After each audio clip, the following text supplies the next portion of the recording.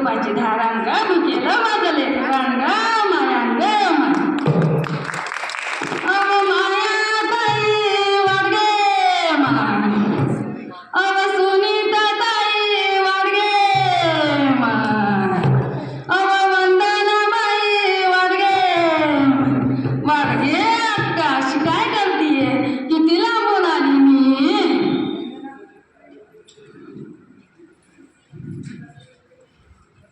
ए म्हातारे इकडे जा हा योगाचा कार्यक्रम आहे इथे काय काम आहे तुझं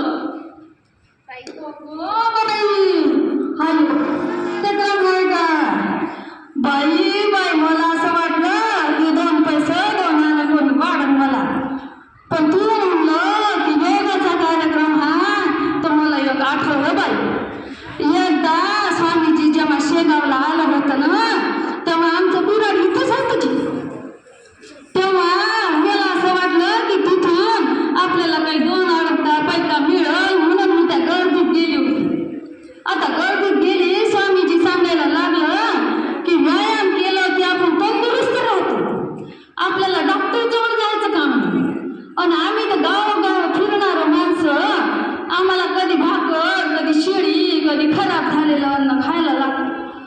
पण मग त्याच्यावर आपण कसं निरोगी राहावं ती मी तिथं शिकली मी तिथं पाहिलं की बाबाजींनी सांगितलं की व्यायाम केला म्हणजे तुम्ही चांगले राहता डॉक्टरजवळ जायचं काम नाही आणि तेव्हापासून मी ज्या ज्या गावात जाते त्या गावात मी व्यायामाचं महत्त्व सांगते तुम्हाला असं वाटत असेल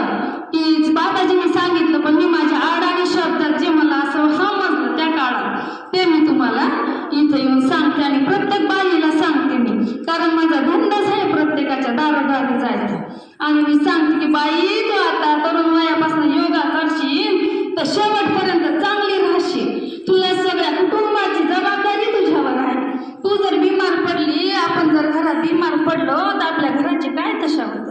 तुम्हाला समजते की कोणी आपल्याला कपभर चहा नाही करून देत म्हणून सगळ्यात महत्त्वाचं मी सगळ्या बायांना सांगते की तुम्ही चांगल्या राहणं महत्त्वाचं आहे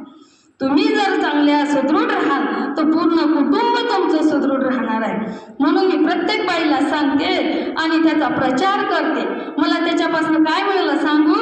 जेव्हापासून मी योगाच्या प्रचाराला लागली ना तेव्हापासून देवानं मला भरभरून दिलं तुमच्या आई बाई सारखी बाया मला देतात आणि सांगतात म्हणतात किती चांगलं सांगते म्हणून मला कोणी जीव घालतं कोणी चहा पाजतं म्हणून तेव्हापासून मी प्रचाराला लागली आणि त्यांच्याच आशीर्वादाने काय की माझं लेकरू असं गुटगुटीत झालं नाही तर आम्ही कुठं खाणाऱ्या कुठं पिणाऱ्या बाया कधी पाणी नाही मिळत कधी काय नाही मिळत म्हणून माझं लेकरू कसं आहे बघा गुटगुटीत नाही तर तुमच्या बायांना तर काचाच्या पेटीत ठेवणं पडतं आणि किती त्यांना फ्रूट्स असतं किती ज्यूस असते अजून काय काय असते बाई तरी आमचं लेकरं पहा कसं आहे त्यांचे आशीर्वाद मला भेटले आणि सांगते तुम्हा योगाला निघा सांगते तुम्हा योगाला निघा सांगते तुम्हा योगाला निघा योगा करून अनुभव बघा सांगते तुम्हा योगाला निघा योगा करून अनुभव बघा अनुलोम विलोम कपालभाती अनुलोम विलोम कपालभाती त्याने आपलं रक्त शुद्ध होते आपल्या पेशी मोकळ्या होतात आपल्या अनुलोम विलोम कपालभाती मी तिथं जेव्हा बाबाजीचं 3 दिवस होतं तर इथंच मुक्कामी राहिले पूर्ण शिकून तर जर आपण अनुलोम विलोम केला ना बाई एका नाकपुडीने श्वास घ्यायचा आणि एकाने सोडायचा असं जर केलं ना तुम्ही तर तुम्हाला काहीच नाही करावं लागत सांगते तुम्हा योगाला निघा सांगते तुम्हा योगाला निघा योगा करून अनुभव बघा योगा करून अनुभव बघा हे बघा अनुभव केल्याशिवाय तुम्हाला समजणार नाही भविष्याची ज्याला काळजी भविष्याची ज्याला काळजी आणि ते रोज भ्रामरी करती ते रोज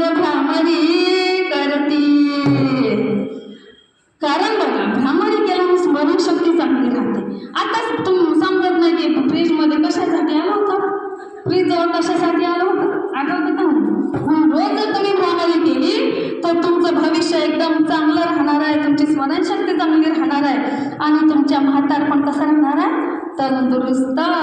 ज्याला असं वाटत असेल की आपलं म्हातारपण खूप आनंदात जावं, खूप तंदुरुस्त राहावं, कोणाच्या हाताचा आपल्याला सपोर्टही घ्यायचं काम नाही पडला, कोणाला उचलून द्यावं नाही लागलं पाहिजे, किंवा कोणाला आपलं करायचं काम पडलं नाही पाहिजे, असं जर तुम्हाला वाटत असेल तर रोज काय करा, योगा करा. तुमच्या गावागावात गल्ली गल्ली सगळ्या योगांच्या योग साधिका असतात, त्यांना तुम्ही जवळ जा, शिका. आम्हाला तरी कोणी शिकवायला नव्हतं, पण आम्ही एकदा जे शिकलो आमच्या बाबाजी जवळून, त्यापासून आम्ही नेहमी मी ते योगाचं कार्य करते आणि प्रचारही करते. जो दररोज करी सूर्य नमस्कार करती, जे दररोज सूर्य नमस्कार करती, त्यांची होते तेजस्वी कांती, त्यांची होते तेजस्वी कांती.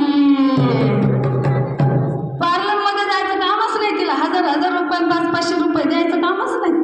ती तरी 2 दिवस 8 दिवसासाठी तुमची पार्लरवालीचा तेच राहतं. ती सांगते तिसऱ्या दिवशी ग्लो येईल तुमच्या चेहऱ्यावर, सांगते ना. आज जर तुम्ही फेशियल केलं तर तिसऱ्या दिवशी ग्लो येईल, पण तुम्ही जर रोज अनुलोम विलोम कपालभाती व्यायाम केला तर तुमचं रोजच तेज येणार आहे तुमच्या चेहऱ्यावर. आणि आपल्या गुरुंनी जे आपल्यावर उपकार केले आहेत ते आपले विश्वगुरु आहेत. पूर्ण विश्वाला ज्यांनी निरोगी आणि सुदृढ ठेवण्यासाठी जे मार्गदर्शन केलं आहे त्याचे आपण पायिक आहोत. आपण सगळ्यांनी त्यांचं जे कार्य आहे त्या कार्याचा प्रचार आणि प्रसार केला पाहिजे. काही मिळतं म्हणून नाही. काय मिळतं बाई, तुम्ही एवढं योगा करता, स्वतः तर बारीक नाही झाला, अशा म्हणणाऱ्यालाही असतील तुमच्याकडे. म्हणा मी बारीक व्हायसाठी योगाच नाही करत आहे, मी फक्त तंदुरुस्त नाही तर लावून पाय म्हणा,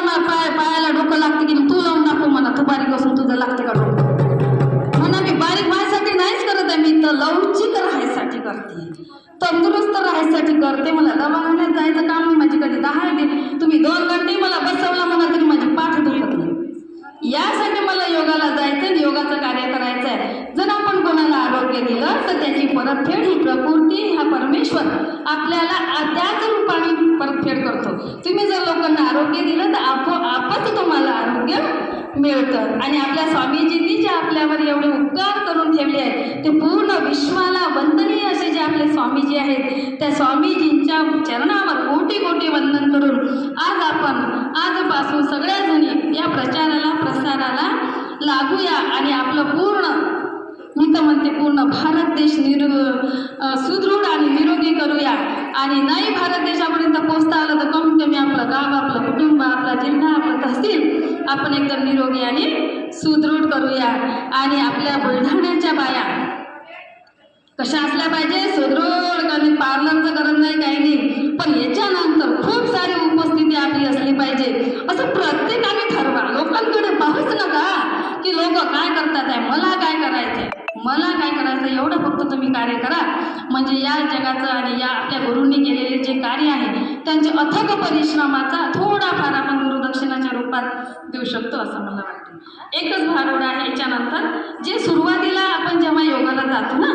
तेव्हा आजूबाजूचे लोक आपल्याला काय म्हणतात त्याच्यावरच एक भारुड आहे.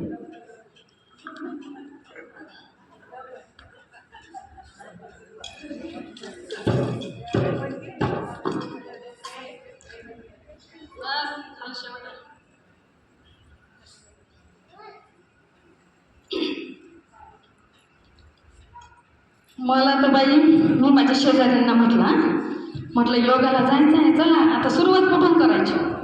सुरुवात आपली शेजारीने, आपली जवळची मैत्रीण असते की नाही, तिलाच निरोगी करायचं आपण. मग मी माझ्या शेजारीला म्हटलं मी जाते योगाला तर तू पण चल. तर ती काय म्हणते माहिती आहे का, 1-2 दिवस आली ती शेजारी माझ्या संग योगाला, आणि तिसऱ्या बाईला काय म्हणते माहिती आहे का, काढून टाकते